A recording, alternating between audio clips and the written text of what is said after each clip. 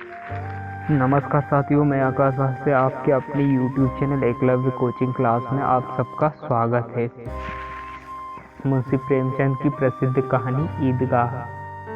रमजान के पूरे 30 रोजे के बाद ईद आई। कितना मनोहर, कितना सुहावना प्रभात है। वृक्षों पर कुछ अजीब हरियाली है, खेतों में कुछ अजीब रौनक है, आसमान पर कुछ अजीब लालिमा है। आज का सूर्य देखो कितना प्यारा, कितना शीतल है, मानो संसार को ईद की बधाई दे रहा है।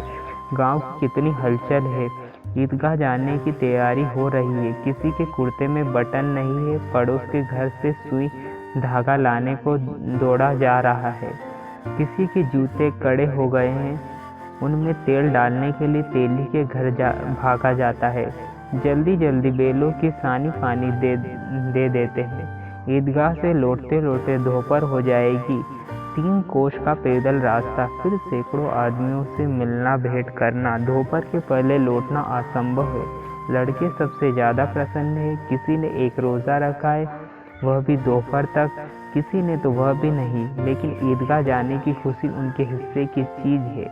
रोज़े बड़े बूढ़ों के लिए होंगे, इनके लिए तो ईद है। रोज़ ईद का नाम रटते थे, आज वह दिन आ ही गया। अब जल्दी पड़ी है कि लोग ईदगाह क्यों नहीं चलते। इन्हीं गृहस्थी की चिंताओं से क्या प्रयोजन है। सेवैया के लिए दूध और शक्कर घर में है या नहीं, इनकी बला से ये तो सेवैया खाएंगे। वह क्या जाने कि अब्बाजान क्यों बदहवास चौधरी काम अली के घर दौड़े जा रहे हैं। उन्हें क्या खबर कि चौधरी आज आंखें बदल ले तो यह सारी ईद मुहर्रम हो जाए, और उनकी अपनी जेबें में तो कुबेर का धन भरा हुआ है। बार बार जेब से अपना खजाना निकालकर गिनते हैं और खुश होकर फिर रख लेते हैं। महमूद गिनता है 1 2 10 12, उसके पास 12 पैसे हैं। मोहसिन के पास 1 2 3 8 9 15 पैसे हैं। इन्हीं अनगिनत पैसों में अनगिनत चीज़ें लाएंगे, खिलौने, मिठाइयाँ, बिगुल, गेंदे और जाने क्या क्या। और सबसे ज़्यादा प्रसन्न है हमीद। वह 4-5 साल का गरीब सूरत दुबला पतला लड़का है, जिसका बाप गत वर्ष हैजे की भेंट हो गया है, और माँ ने न जाने क्यों पीली होती होती एक दिन मर गई। किसी को पता न चला क्या बीमारी है। कहती थी कि कौन सुनने वाला था। दिल पर जो बीतती थी वह दिल ही जानता था और सहता था। जब न सहा गया तो संसार से विदा हो गई। जब हामिद अपनी बूढ़ी दादी अमीना की गोद में सोता है और उतना ही प्रसन्न है। उसके अब्बाजान रुपए कमाने गए हैं, बहुत सी थैलियाँ लेकर आएंगे।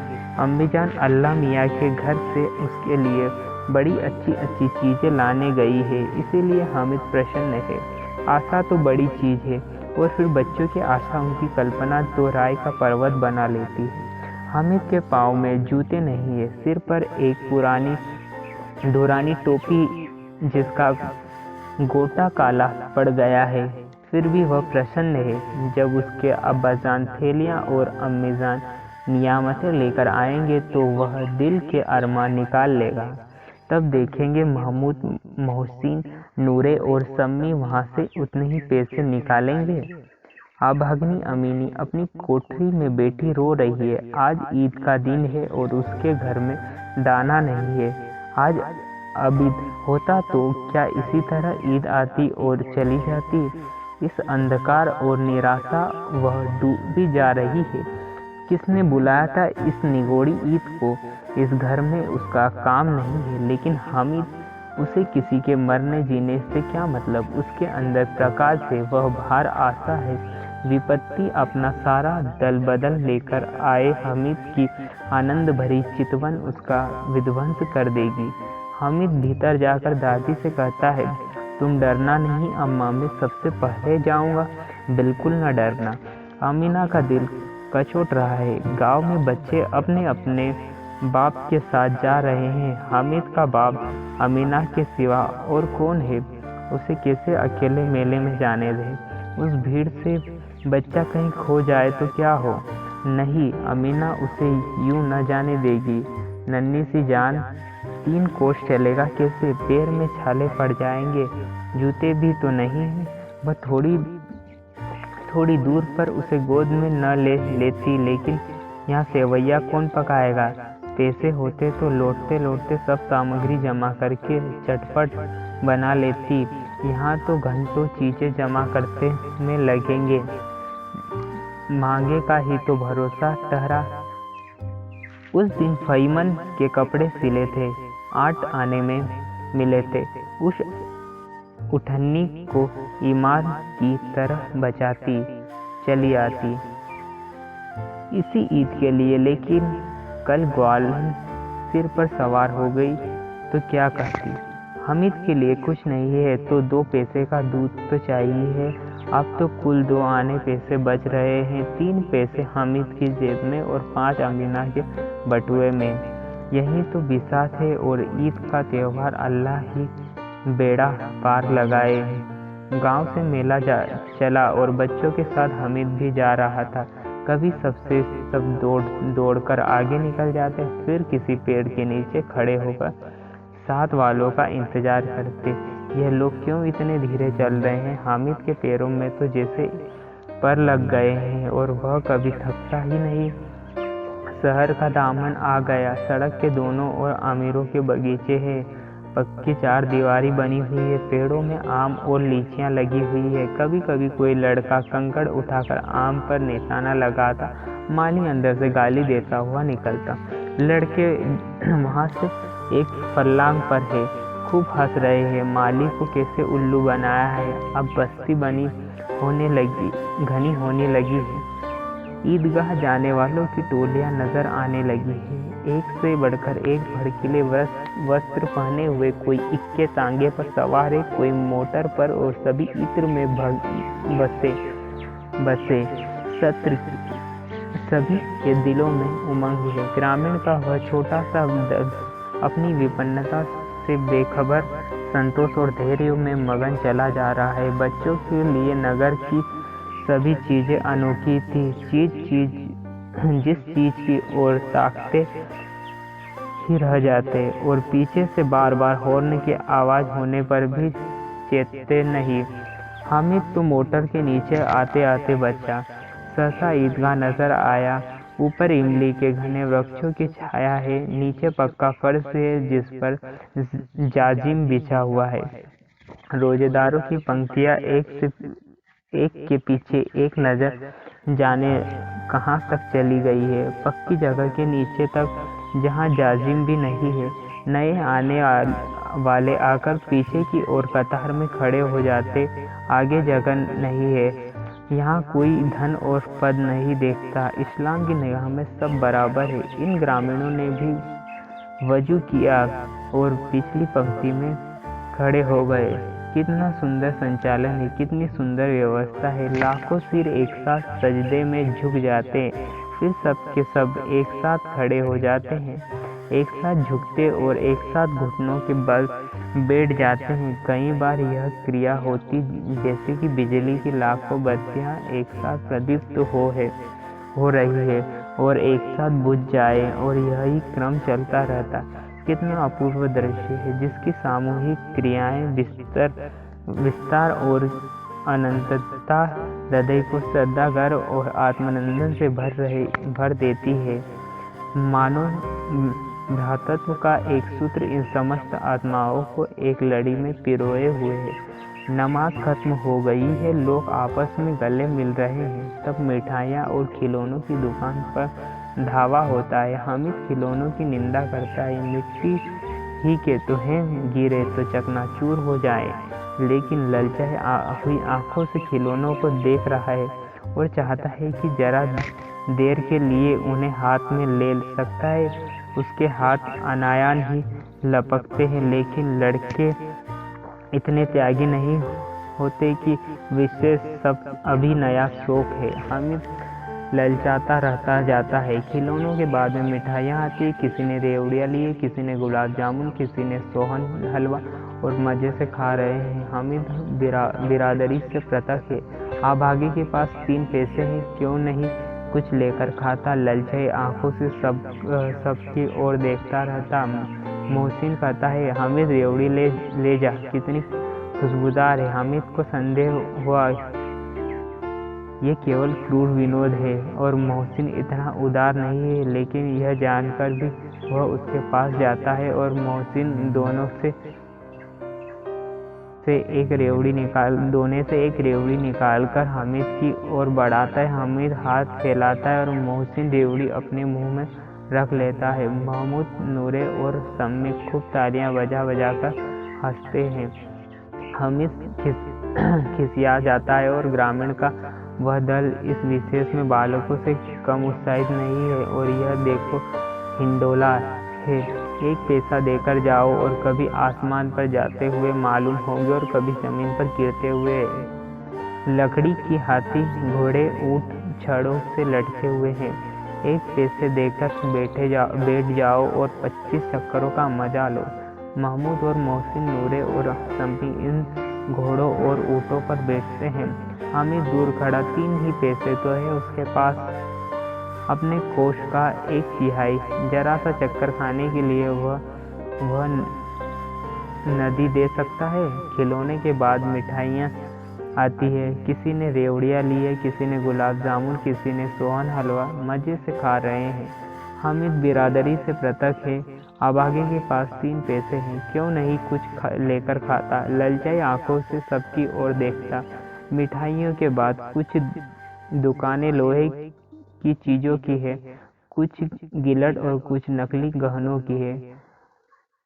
लड़कों के लिए यहाँ कोई आकर्षण न था। वह सब आगे बढ़ जाते हैं। हामिद लोहे की दुकान पर रुक जाता है। कई चिमटे रखे हुए थे। उसे ख्याल आया कि दादी के पास चिमटा नहीं है। तवे से रोटियां उतारती है तो हाथ जल जाता है। अगर वह चिमटा ले जाकर दादी को दे देता है तो वह कितनी प्रसन्न होगी। फिर उनकी उंगलियां कभी न जलेगी। घर में एक काम की चीज़ हो जाएगी। खिले में से क्या होता है, क्या फ़ायदा। व्यर्थ में पैसे खराब हो जाते हैं। रोटियां तवे से उतार लो, चूल्हे में सेक लो। कोई आग मांगने आए तो झटपट उसे चूल्हे से आग निकाल कर दे दो। अम्मा बेचारी को कहाँ फुर्सत है, बाजार आए और इतने पैसे ही कहाँ मिलते हैं कि रोज़ वो चिमटा खरीद सके। रोज़ हाथ जला लेती है। हामिद के साथी आगे बढ़ गए। सबील पर सबके सब शरबत पी रहे थे। देखो सब कितने लालची है, इतनी मिठाइयाँ लिए, मुझे किसी ने एक भी न दी। उस पर कहते, मेरे साथ खेलो, मेरा यह काम करो। अब अगर किसी ने कोई काम करने को कहा तो पूछूंगा, खाए मिठाइयाँ। आप मुंह सड़ेगा, फोड़े फुंसियाँ निकलेगी, आपकी जबान चटोरी हो जाएगी और तब घर से पैसे चुराएंगे और मार खाएंगे। किताबों में झूठी बातें थोड़ी लिखी है। मेरी जबान क्यों खराब होगी। अम्मा चिमटा देखेगी तो दौड़कर मेरे हाथ से ले लेगी और कहेगी, मेरा बच्चा अम्मा के लिए चिमटा लाया है, कितना अच्छा लड़का है। इन लोगों के खिलौनों पर कौन इन्हें दुआएं देगा। बड़ों की दुआएं सीधे अल्लाह के दरबार में पहुंचती है और तुरंत सुनी जाती है। मैं भी इनसे मिजाज क्यों सहूं। मैं गरीब सही, किसी से कुछ मांगता तो नहीं जाता। आखिर अब्बा जान कभी न कभी आएंगे, अम्मा भी आएगी ही, और फिर इन लोगों से पूछूंगा कितने खिलौने लोगे। एक एक करके टोकरियाँ खिलौने दे दूंगा और दिखा दूंगा कि दोस्तों के साथ इस तरह का सलूक किया जाता है। यह नहीं कि एक पैसे की रेवड़ियाँ ली तो चिड़ा कर खाने लगे। सबके सब हंसेंगे कि हामिद ने चिमटा लिया है। हंसे मेरी बला से। उसने दुकानदार से पूछा, यह चिमटा कितने का है। दुकानदार ने उसकी ओर देखा और कोई आदमी साथ न देखकर कहा, यह तुम्हारे काम की चीज़ नहीं है जी। बिकाऊ है कि नहीं। बिकाऊ क्यों नहीं है और यहाँ क्यों लाए हैं। तो बताते क्यों नहीं कि कितने पैसे का है। 6 पैसे लगेंगे। हामिद का दिल बैठ गया। ठीक बताओ। ठीक ठाक 5 पैसे लगेंगे। लेना हो तो लो, नहीं तो आगे चलो। हामिद ने कलेजा मजबूत करके कहा, 3 पैसे लोगे। यह कहता हुआ वह आगे बढ़ गया कि दुकानदार की घुड़कियाँ न सुने। लेकिन दुकानदार ने घुड़कियाँ न दी और बुलाकर चिमटा दे दिया। हामिद ने उसे इस तरह कंधे पर रखा मानो बंदूक है और शान से अकड़कर चलने लगा। संगियों के पास आया, जरा सुने सबके सब क्या क्या आलोचना करते हैं। मोहसिन ने हंसकर कहा, ये चिमटा क्यों लाया है पगले, इससे क्या करेगा। हामिद ने चिमटे को जमीन पर पटक कर कहा, जरा अपना बिस्ती जमीन पर गिरा दो, सारी पसलियां चूर चूर हो जाए। महमूद बोला, तो यह चिमटा कोई खिलौना है।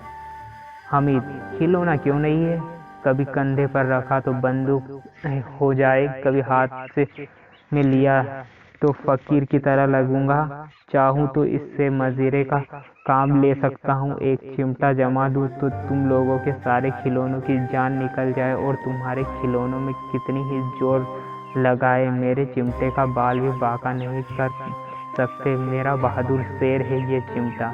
सम्मी ने खंजरी ली थी, प्रभावित होकर बोला, मेरी खंजरी से बदलेगा 2 आने की है।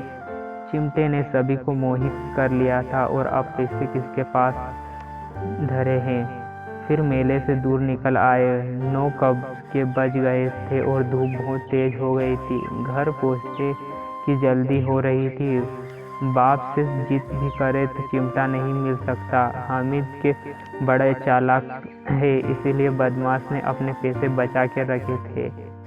11 बजे सारे गांव में हलचल मच गई। मेले वाले आ गए हैं और मोहसिन की छोटी बहन ने दौड़कर बिस्ती उसके हाथ से छीन लिया और मारे खुशी के जो उछली तो मियाँ बिस्ती नीचे गिर गए और स्वरलोक सिधार गए।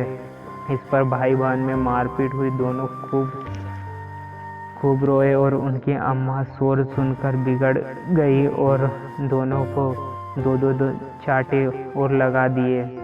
अब मियाँ हामिद का हाल सुनिए। अमीना उसके आवाज़ सुनते ही दौड़ और उसे गोद में उठाकर प्यार करने लगी। सहसा उसके हाथ में चिमटा देखकर वह चौंक गई। ये चिमटा कहाँ से लाया है। मैंने मोल लिया है। कैसे, कितने पैसे में। 3 पैसे दिए हैं। अमीना ने छाती पीट ली।